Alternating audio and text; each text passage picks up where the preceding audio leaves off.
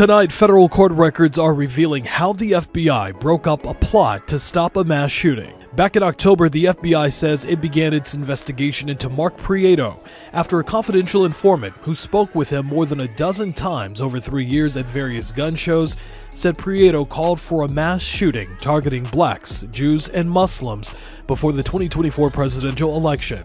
Hey Gossip Fam, we've got some crazy and chilling news today. A planned mass shooting at a Bad Bunny concert has been thwarted by federal agents. This horrifying plot was intended to spark a race war. Let's dive into the details of this shocking incident and what it means for concert goers and the music industry. Today, we're covering a deeply disturbing story. An Arizona man planned a mass shooting at a Bad Bunny concert in Atlanta, aiming to incite a race war. This incident has sent shockwaves through the music community and beyond. We'll break down all the details from the FBI's investigation to the implications for future events. I've been digging into all the details so you don't have to, and trust me, you won't believe the lengths this man went to plan his attack. Stick around till the end for some crucial tips on staying safe at large events. Did you ever think a concert could become a target for such heinous plans? Let's talk about the insane details. Imagine going to a concert ready to have the time of your life and finding out later that it was almost the scene of a horrific attack. That's the reality we're dealing with today. An Arizona man is now behind bars accused of plotting to conduct a mass shooting right here in Atlanta. An investigator said that he wanted to target a concert held on May 14th and 15th, and according to the arena's website, a Bad Bunny concert was held on those dates. So the FBI was keeping a very close eye on Prieto. Then on May 14th, he got pulled over by police while driving through Arizona on Interstate 40. Agents say that they arrested him and found 7 guns in his car. If he is convicted, Prieto could be looking up to 15 years in prison. Mark Adams Prieto, a 58-year-old gun show vendor from Arizona, planned to carry out a mass shooting at a Bad Bunny concert in Atlanta.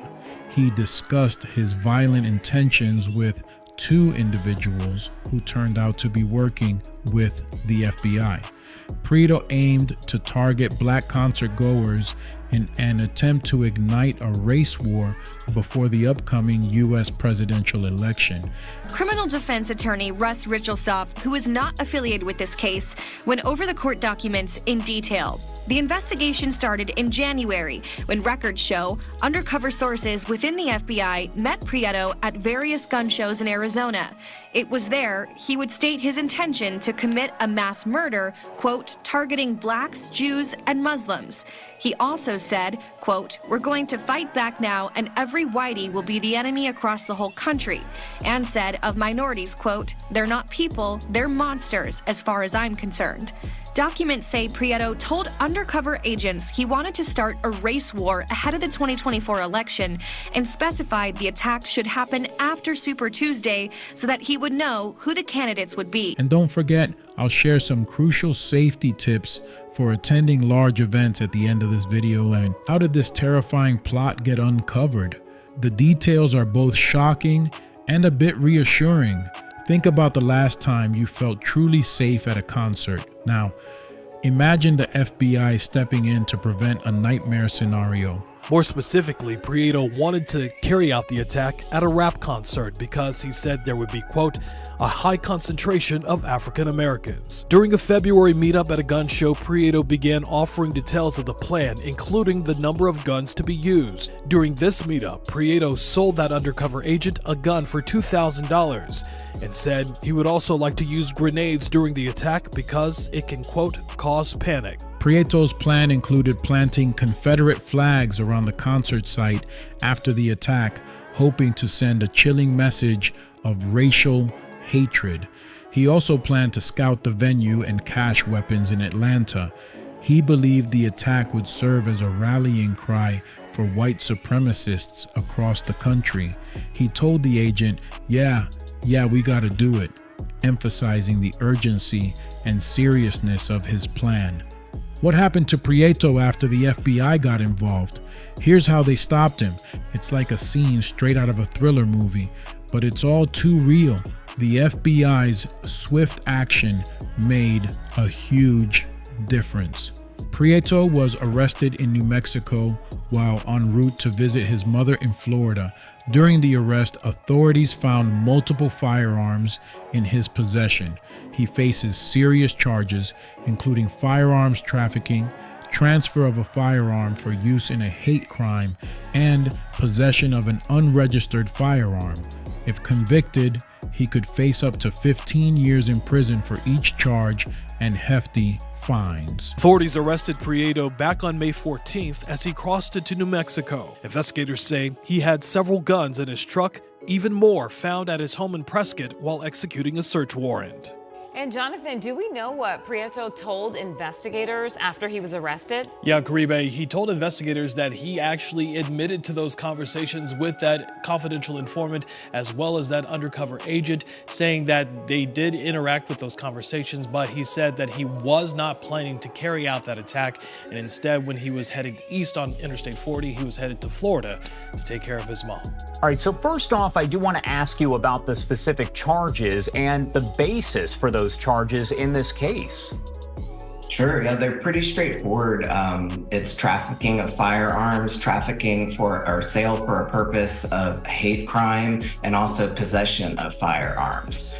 My last question for you here, where does the case go from here? We know that an indictment has been handed up right now against the suspect. A lot of these details are coming out, but what is next in the case?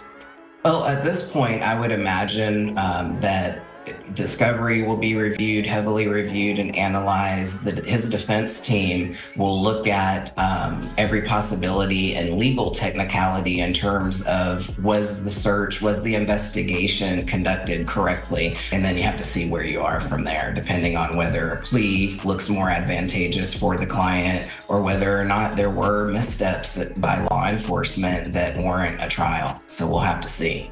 Earlier, I mentioned some crucial safety tips for attending large events. Here's what you can do to stay safe. Always be aware of your surroundings, report any suspicious activity, and make sure you know the emergency exits. Avoid, deny, defend. Avoid the attacker at all costs. If you can't avoid them, deny them access to you by either hiding or putting something between you and them, and then defend yourself at absolute last resort. Lessons new to some. Check out where your exits are so that if something does happen, you have more choices. You don't just hide. So what do you think about these terrifying allegations? Will it change your perspective on attending large events? Let me know your thoughts in the comments, and make sure to hit that notification bell so you don't miss any updates from What's the Gossip. We've got more eye-opening stories coming your way. Stay safe out there, and see you next time.